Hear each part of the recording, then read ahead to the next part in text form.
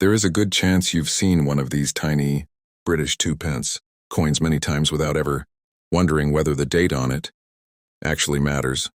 They look ordinary, they are small, and because millions were produced, most people simply spend them without a second thought. But there is something interesting about the 1998, 2001, and 2002 2 pence coins. These three dates can look almost identical at first glance. Yet when you start examining their metal composition, condition, minting details, and possible errors, the story becomes much more interesting. And there is one particular reason the 1998 coin deserves extra attention. That year is unusual because 2p coins were produced in both bronze and copper-plated steel. The Royal Mint confirms that 2p coins changed to copper-plated steel from 1992, but 1998 was an exception in which both alloys were used. Copper-plated steel examples are magnetic, while bronze examples are not. Royal Mint lifestyle. So imagine finding a 98 2 pence coin and realizing that it isn't the same metal as the one sitting next to it.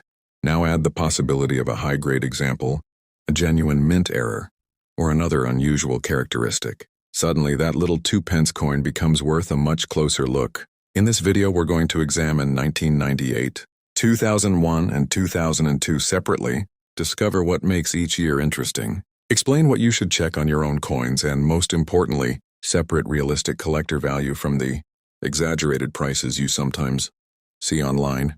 Let's begin with the 1998 British 2 pence coin. This is where our story becomes especially interesting. The coin carries the fourth portrait of Queen Elizabeth II, designed by Ian Rank Broadley, which was introduced on the 2p in 8. On the reverse is Christopher Ironside's familiar design featuring the badge of the Prince of Wales, the feathers, coronet, and motto arrangement. At the bottom is the large number 2, clearly identifying the denomination as 2 pence. At first glance, there is nothing dramatic about the coin, but the year 1998 has an unusual feature that makes it particularly interesting to collectors. The 1998 metal difference. By 1992, the standard British 2p had moved from bronze to copper-plated steel because of rising metal prices. However, in 1998, the Royal Mint produced 2p coins using both bronze and copper-plated steel. Royal Mint lifestyle. That means 2 coins with exactly the same date, and design can actually be made from different metals. This is one of the first things you should check, and you don't need expensive equipment. A simple magnet test can help. Copper-plated steel is magnetic because of its steel core. Bronze is not magnetic, so if you have a 1998 2p and a magnet, carefully place the magnet near the coin. If it attracts strongly, you're likely looking at a copper-plated steel example. If it doesn't attract, it may be the bronze version. But remember, a magnet test alone isn't a professional authentication method. It is simply a useful first step. Why this matters?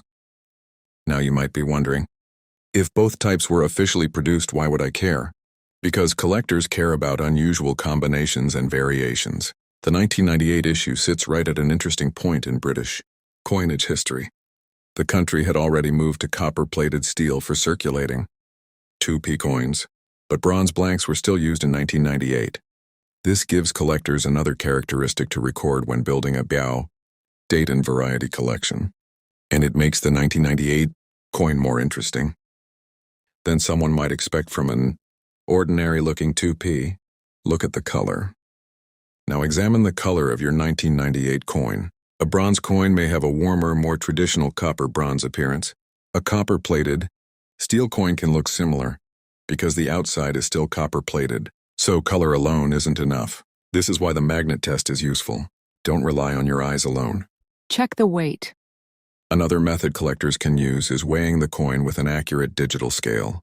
The Royal Mint lists the 2p specification at 712 grams, with different thicknesses for bronze and copper-plated steel versions. Royal Mint lifestyle. But don't use a cheap kitchen scale and assume the number is proof of anything. Small differences can come from wear, dirt, or measurement accuracy. For serious identification, use proper equipment and compare the result with reliable specifications. Now look carefully at the condition. The 1998 coin has had decades to circulate. That means many examples will show scratches, marks, dull surfaces, and wear. But if you find a coin with exceptionally sharp details and strong original surfaces, it can attract more collector interest. Look closely at the Queen's portrait. Check the lettering. Look at the date. Inspect the reverse design. And pay attention to the rim. A high-grade modern coin can be much more desirable than an ordinary, heavily circulated example. Don't clean it. This is very important. If your 1998 coin looks dirty, don't immediately try to make it shiny. Don't polish it. Don't use chemicals. Don't scrub it. Collectors generally prefer original surfaces. Cleaned coin may look brighter to your eyes, but less desirable to a serious collector. If you believe the coin has potential, preserve it exactly as you found it. Check for errors. Now inspect the coin for genuine mint errors. Look for unusual doubling. Check the rim. Look for off-center striking. Inspect the lettering. Look for unusual metal movement. And carefully examine the reverse. But don't mistake ordinary damage for a mint error. A coin that was hit, bent, scratched, or damaged after leaving the mint isn't automatically valuable. The question is always, could this feature have been created during production? That is the key. 98 mintage. The 1998 2P had substantial production. Published mintage records list separate 1998 circulation figures for bronze and copper-plated steel, reflecting the unusual dual metal production that year. The Great British Coin Hunt. So again, we shouldn't call every 1998 2P rare. The interesting part is not simply the date. Now let's move to our second coin, the 2001 British 2 pence. At first glance, it looks almost exactly like the 1998 example. Queen Elizabeth II appears on the obverse. The date is 2001. The reverse shows the Prince of Wales feathers design, and the denomination is clearly marked with a large 2. But there is an important difference between this coin and the 1998 issue. The unusual dual metal situation of 1998 isn't the main story here. By 2001, copper-plated steel was the standard composition for circulating 2P coins. The Royal Mint's specifications explain that copper-plated steel became the standard after September 1992, with 1998 being the notable exception where both alloys were used. Royal Mint Lifestyle. The 2001 mintage. The 2001 2P had a large circulation mintage. Published figures put the number at approximately 551.88 million coins. Numista. That is a huge number, and that tells us something important. A normal circulated 2001 2P should not automatically be described as a rare coin. In fact, because so many were produced, the majority of examples you encounter will be ordinary, but that doesn't mean you should ignore them. Why check a common coin? Because common coins can still have interesting errors. Imagine millions of coins being produced. Every stage involves machinery, planchets, dies, presses, and quality control. Most coins come out correctly, but occasionally, unusual pieces can escape into circulation or survive in collections. That's what makes error hunting exciting. You aren't necessarily searching for a rare date. Start with 2001. Look carefully at the digits. Are the numbers normal? Does anything appear doubled? Is there unusual metal around the date? Is there damage crossing the digits? Remember, scratches can create false appearances. So if something looks doubled, compare it with known examples before calling it a doubled die. Examine the Queen's portrait. Next, study the obverse. Look at the Queen's hair. Look at the neckline. Look at the lettering around the rim. Look at the edge of the coin. Normal circulation can flatten details over time, but an uncirculated or high-grade example should show much stronger detail. If your 2001 coin has unusually clean surfaces, handle it carefully. Examine the reverse. Now turn the coin over. The Prince of Wales feathers design is one of the most recognizable features of the British 2P. You can see the 3 feathers and coronet in the center. Look closely at the feathers. Check the lettering. Study the large number 2. Inspect the rim. Look for cracks, unusual raised metal, missing details, or other characteristics that appear to be part of the original strike. Don't confuse damage with value. Suppose you find a 2001 2P with a strange scratch across the reverse. That doesn't necessarily make it rare. If the coin was damaged after leaving the mint, collectors usually don't treat that as a valuable mint error. This is one of the biggest mistakes new coin hunters make. They see something unusual and immediately think, rare error. But unusual and valuable are not the same thing. Condition can change everything. Now imagine 2 2001 2P coins. One has been circulating for years. It's scratched, dull, and worn. The other looks almost untouched. The second coin is much more interesting from a condition standpoint. This is why serious collectors pay attention to grading. A common date can still become desirable when preserved in exceptional condition. That doesn't mean every shiny coin is valuable. Now we come to the third coin, the 2002 British 2 pence. Again, the design looks familiar. Queen Elizabeth II is on the obverse. The date reads 2002. The reverse shows the Prince of Wales feathers, and the coin carries the denomination 2. But there's one thing that makes 2002 especially worth checking. Lower mintage than 2001. Published figures list the 2002 circulating 2p mintage at approximately 6 million numista. That's still a large number, but compare it with the roughly 551.88 million 2p coins produced for circulation in 2001. That's a major difference. So if you're comparing the three dates purely from a mintage perspective, 2002 had considerably fewer circulating coins than 2001, but again, lower mintage does not automatically mean rare or extremely valuable. There are still millions of examples. What should you look for? Start with the date. Check the mint mark situation. Inspect the Queen's portrait. Look at the lettering. Then flip the coin. Study the feathers. Check the coronet. Look at the large number 2. Inspect the rim. And finally check the edge. Condition of a 2002 coin. Because 2002 coins are newer than 1998 coins, you might expect to find some examples in better condition. But remember where these coins lived. They were made to circulate. They went through banks, shops, pockets, tills, and coin-counting machines. Even a relatively modern coin can pick up hundreds of tiny contact marks. That's why a truly pristine example can stand out. Error coins. As with the other two dates, the big opportunity for additional collector interest comes from genuine mint-made errors and recognized varieties. Look for dramatic off-center strikes. Look for clipped planchets. Look for unusual die cracks. Look for genuine doubling. Look for other manufacturing abnormalities. But don't assume every damaged coin is an error. A coin that has been hit with another object may look dramatic, but isn't necessarily collectible. Comparing all three coins. Now let's put the three dates side by side. 1998. This one deserves special attention because both bronze and copper-plated steel 2p coins were produced during the year. Royal Mint Lifestyle. 2001. This one had a very large circulation mintage of around 551.88 million numista.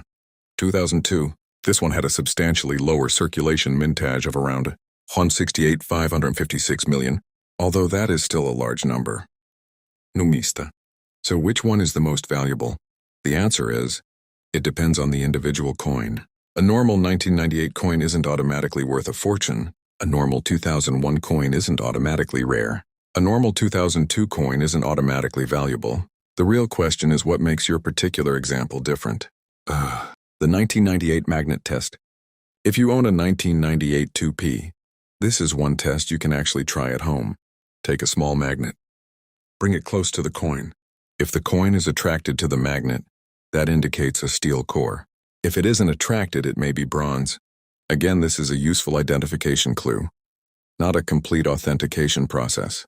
And don't assume a non-magnetic 1998 coin is automatically worth a huge amount. The coin still needs to be identified and evaluated properly. Weighing your coins. Another useful tool is a precision scale.